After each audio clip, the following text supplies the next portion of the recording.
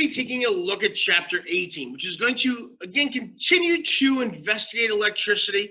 But whereas in Chapter 17, we looked at the forces between charges, in Chapter 18, we're going to look at the energy that is stored in these charges. We're looking at both potential and kinetic and how we can use that to suit our needs. So in Chapter 18, we're going to be talking about electrical energy and then capacitance.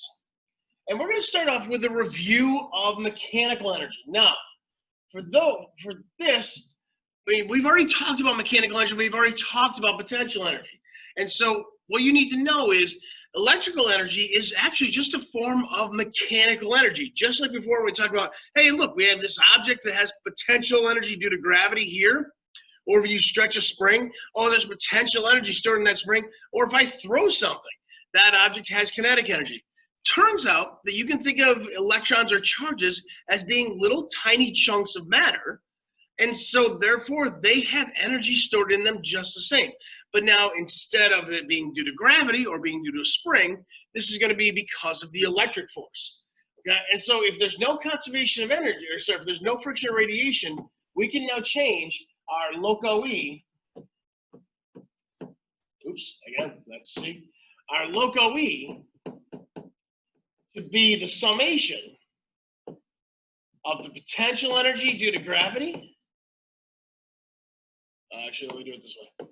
Potential energy due to gravity plus the potential energy stored in the spring plus the kinetic energy of the object plus now our electric potential energy, which I'm going to put as PE sub electric for now. Okay? And we're going to change that later on because the PE sub electric gets kind of cumbersome to write. Okay? But our local E is the summation of all these, and that's going to be equal to a constant.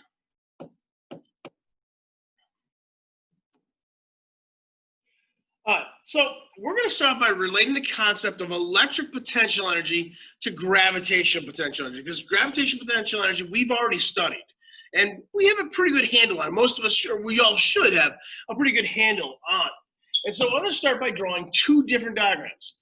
The first you should have seen before. We've drawn this before. We're going to have a cliff. We're going to have a guy up top up here holding a ball that he's going to drop, or that they're going to drop. We'll put some eyes on there, a little hair going, a little smile because he's happy. Okay, he's going to drop that ball. Now, we know that this ball has a mass. Mass M. We know that there is a force due to gravity pulling down on that. And that force due to gravity is the mass times the acceleration of gravity. So actually, I'm going to put in here too, in a orange pencil, we know that there is the gravitational field strength, or the acceleration due to gravity. I don't want to put that there. Hang on, let me put this over here. An acceleration due to gravity, G, that's acting down it. And we also know that we are a certain height above our base level.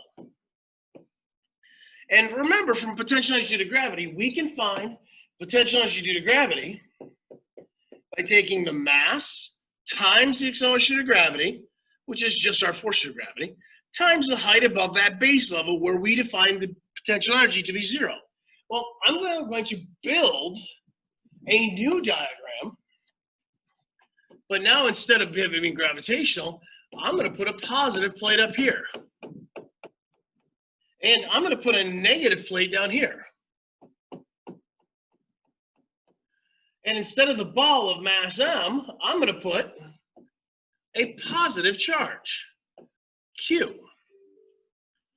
And instead of a gravitational field strength, I'm going to put the electric field. Okay? And I know that there's going to be a force on that charge. And you'll notice I'm color coding this for a reason. There's a force on that charge, F sub E, which is equal to Q times E.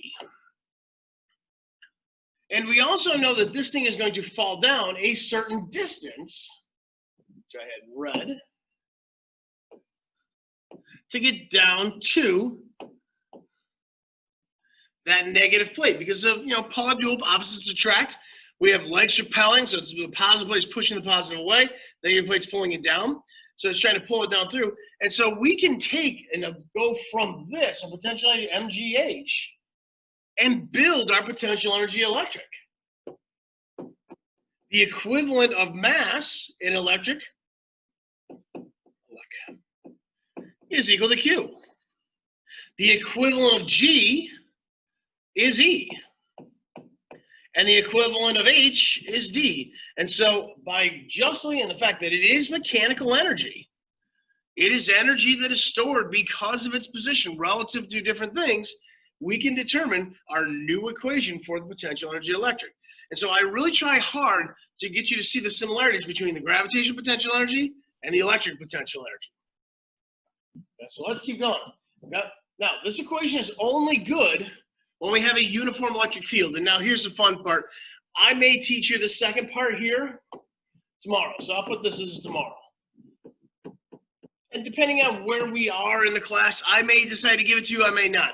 But here's the cool part, because in reality, this is what we're always going to use. We're always going to have a constant electric field in this class.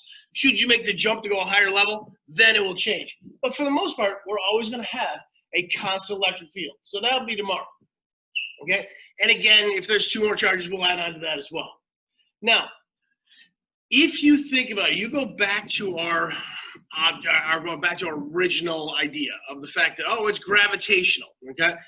And if you go to the same cliff every single time and you are dropping objects off, okay, you can change the potential energy of an object. So let's go back to this. If we do this height, because you're going to the same cliff every time, stays constant. And the G, which I forget which color that was. Hang on, let me go back and look really quick. That G, that's the orange pencil, that stays constant too. And so to get different amounts of potential energy, you take different rocks of different M's.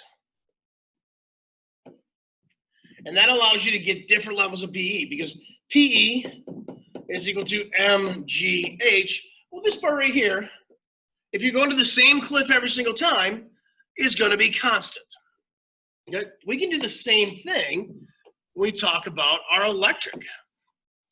You have this positive plate, and if this positive plate stays constant, and this negative plate stays constant, and so your electric field stays constant, and this distance, which we had in red, stays constant. Our potential energy electric, put back in purple, is going to be dependent upon the charge you put in. Because the ED, the electric field times the displacement, that's going to stay the same. So you can have a little Q or you can have a big Q. Okay. Well, it turns out that this situation with the constant electric field and the constant distance between the 2 plates is more common than you would suspect. This is the situation if you get between like a battery, the battery terminals. There's going to be a constant electric field there. You're going to have a constant distance, so that stays the same.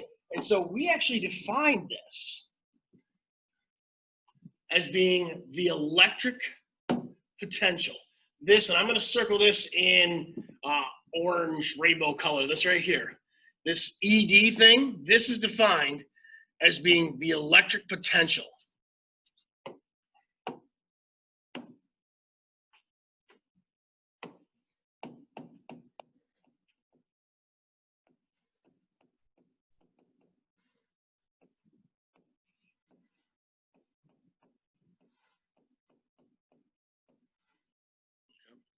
And another way that we can define electric potential, or another symbol we're going to use, and I'm going to switch off to this rainbow color because I don't like it. I'm going to go to the blue pencil.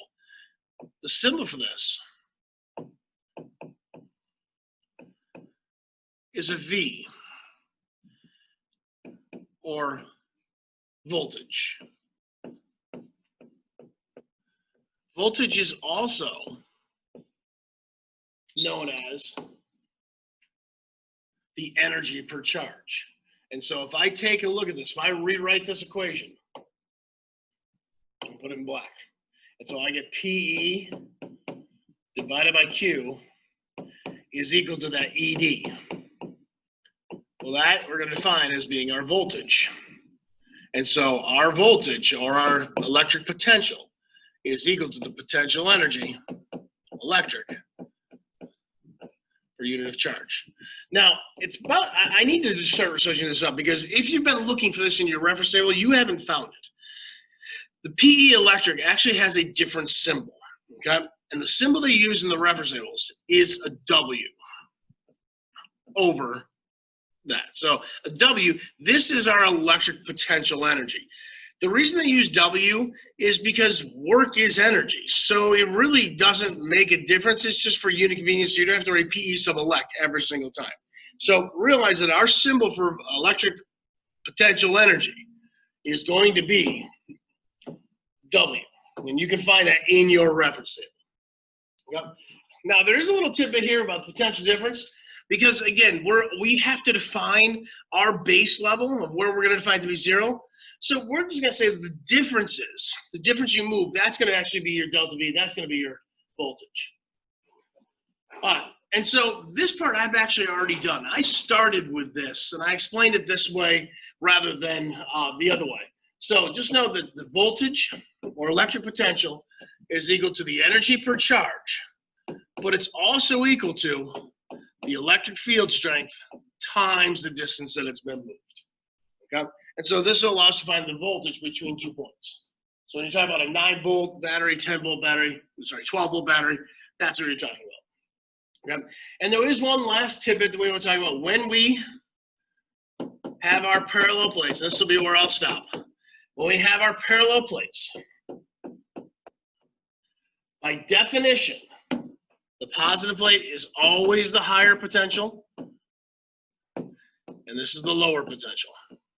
And again, that's because of our test charge. Actually, we'll say that the negative plate has 0 potential. And that's because we use a positive test charge, and positives are going to get pushed away from the positive and down to the negative. So just know that if you throw an electron in here, if you throw an electron there with its negative charge, it's actually going to fall up. So be careful of that. All right, so we're going to quit there. Okay, we'll talk about this new unit of energy tomorrow, just because I think I've gone far enough and I've kind of given you a ton of information too fast. So we'll stop right there. So everybody, we'll continue on this tomorrow. We'll practice a few of these sample problems, converting them over. We'll discuss this a bit more. But everybody have a great night. We'll see you later. Bye.